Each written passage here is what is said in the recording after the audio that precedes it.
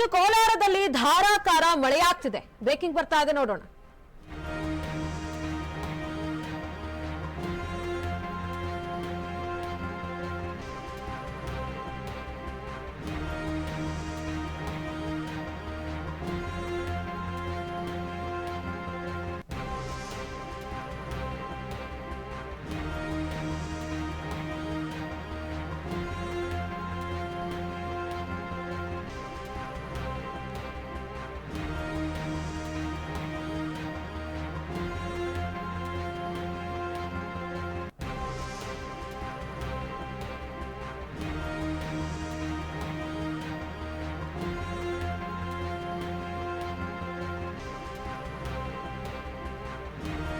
ಕೋಲಾರದಲ್ಲಿ ಧಾರಾಕಾರ ಮಳೆ ಹಿನ್ನೆಲೆ ಮಲ್ಲಸಂದ್ರ ಗ್ರಾಮದ ರೈತರ ಬೆಳೆಗಳು ನೀರು ಪಾಲು.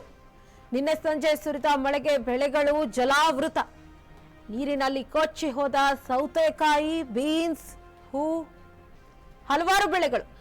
ರಾಜಕಾಲುವೆ ಒತ್ತುವರಿ ಮಾಡಿ ಲೇಔಟ್ ನಿರ್ಮಾಣ ಮಾಡಲಾಗ್ತಾ ಇದೆ. ಅವೈಜ್ಞಾನಿಕ ಲೇಔಟ್ ನಿರ್ಮಾಣದಿಂದ ಬೆಳೆಗಳಿಗೆ ಹಾನಿಯಾಗ್ತಾ ಇದೆ.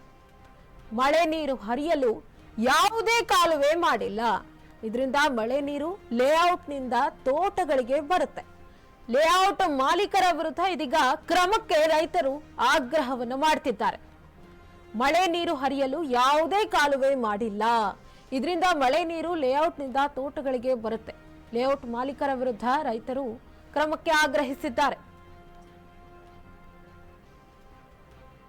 ನಿನ್ನೆ ಸಂಜೆ ಸುರಿದ ಮಳೆಗೆ ಬೆಳೆಗಳು ಜಲಾವೃತವಾಗಿವೆ. ನೀವು ದೃಶ್ಯಗಳಲ್ಲಿ ನೋಡ್ತಾ ಇದ್ದೀರಿ. ಮಲ್ಲಸಂದ್ರ ಗ್ರಾಮದ ರೈತರ ಬೆಳೆಗಳು ನೀರು ಪಾಲಾಗಿವೆ. ನೀರಿನಲ್ಲಿ ಸೌತೆಕಾಯಿ, ಬೀನ್ಸ್, ಹೂ ಬೆಳೆಗಳು ಎಲ್ಲ ಕೊಚ್ಚಿ ಹೋಗಿವೆ, ಜಲಾವೃತವಾಗಿದೆ.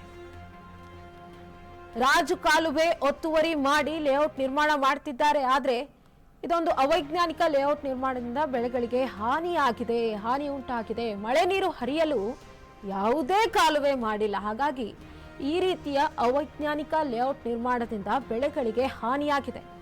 ಸದ್ಯ ರೈತರು ಏನಾದರೂ ಮಾಡಿ ಮಾಲೀಕರ ವಿರುದ್ಧ ಕ್ರಮಕ್ಕೆ ಆಗ್ರಹವನ್ನ ಮಾಡ್ತಿದ್ದಾರೆ. ಲೇಔಟ್ ಮಾಲೀಕರ ವಿರುದ್ಧ ರೈತರು ಆಗ್ರಹವನ್ನ ಮಾಡ್ತಿದ್ದಾರೆ. ಮಳೆ ನೀರು ಹರಿಯಲು ಯಾವುದೇ ಕಾಲುವೆ ಮಾಡಿಲ್ಲ.